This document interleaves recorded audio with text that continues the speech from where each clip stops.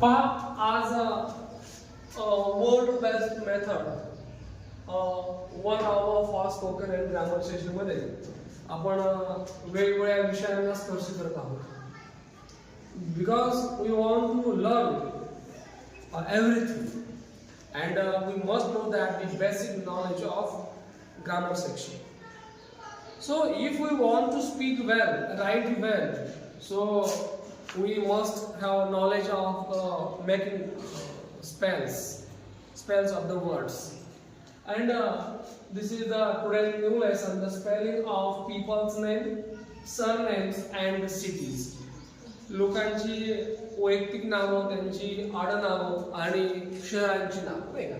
बहुत करून काय होतं की generally we can write the spell of the nouns, only easy nouns like Ram, okay, Ratan, Tukaram.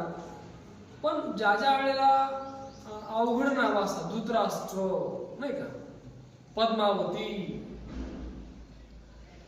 अशी जी नावं असतात, मग इथं आपण थोडं कन्फ्युज होतो. म्हणजे इथं तुम्हाला शब्द आणि शब्दांचे उच्चार नीट कळले पाहिजे. Words and their प्रोनाउन्सिएशन्स.